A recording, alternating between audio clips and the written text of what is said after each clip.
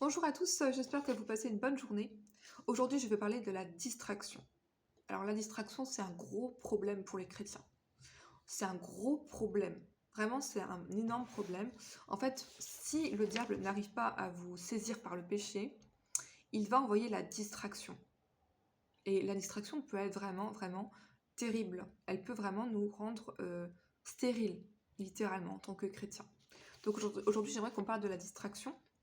Et c'était le cas pour Néhémie. Néhémie, en fait, a été distrait par toutes les attaques du diable dans ce chapitre 6 de Néhémie aujourd'hui. Et je vais prendre quelques versets pour vous. À partir du verset 2, alors Sanballat et Geshem envoyèrent dire, viens, ayons ensemble une entrevue dans les villages de la vallée d'Ono. Ils avaient médité de me faire du mal. Je leur envoyais des messagers avec cette réponse. J'ai un grand ouvrage à exécuter et je ne puis descendre. Le travail serait interrompu pendant que je le quitterais pour aller vers vous. Ils m'adressèrent 4 fois la même demande et je leur fis la même réponse. Vous voyez, le diable est tenace. Il cherche absolument à nous distraire. Et la Bible dit ici que 4 fois, il leur fit la même demande. Tout ça tout ça pour empêcher le travail d'être achevé. Donc peu importe ce que Dieu vous a appelé à faire, sachez que si le diable n'arrive pas à vous stopper par le péché, il va envoyer la distraction. Et on peut être distrait pendant 1 an, 2 ans, 10 ans, 20 ans. On peut être distrait. En fait, la distraction, simplement, c'est faire des choses qui n'ont rien à voir avec notre appel, qui ne sont pas productives et qui ne nous édifient pas. En fait, littéralement, c'est perdre son temps. Et ça, beaucoup d'entre nous, on souffre de ça. Beaucoup d'entre nous, on a perdu des années par la distraction. Donc aujourd'hui, j'aimerais qu'on parle de la distraction. Et premièrement, ce qui va vous surprendre, c'est que les distractions sont la plupart du temps légitimes. Qu'est-ce que je veux dire par là ?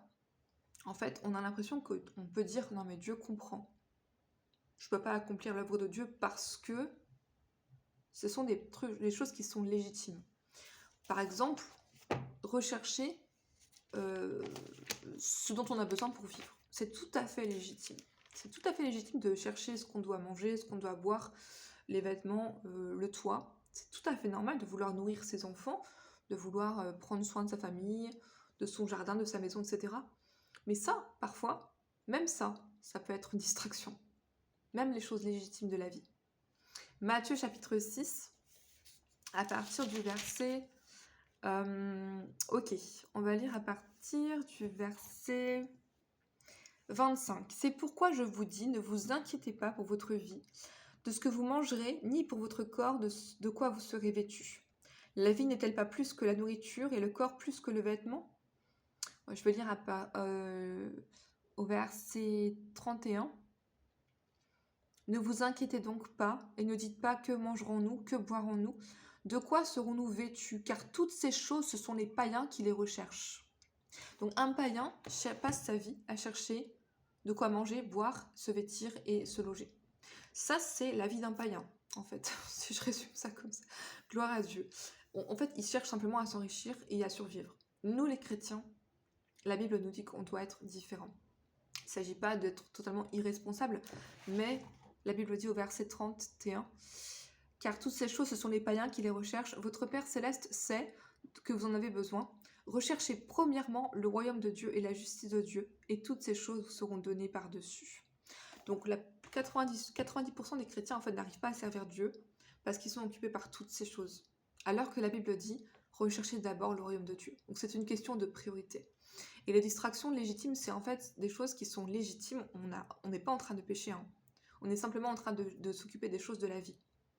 Mais le problème, c'est que en fait, on est en mode survie, comme les païens. Et on ne peut pas servir Dieu. Donc on doit être différent. Et ça, je sais que c'est pas facile, mais il faut avoir cette mentalité. Je vais mettre Dieu en priorité. Et même dans le mariage, c'est pour ça que je parle des distractions légitimes. Même le mariage peut être une distraction. Amen. Même le mariage, qui est en fait une bénédiction de Dieu, peut devenir une distraction. 1 Corinthiens 7, verset 35. Ok, verset 34. Ok, verset 32.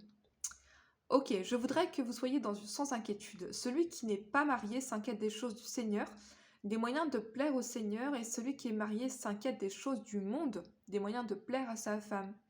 Il y a de même une différence entre la femme et la vierge. Celle qui n'est pas mariée s'inquiète des choses du Seigneur, afin d'être sainte de corps et d'esprit. Et celle qui est mariée s'inquiète des choses du monde afin de plaire à son mari. Je dis cela dans votre intérêt, ce n'est pas pour vous prendre au piège, c'est pour vous porter à vous attacher au Seigneur sans distraction.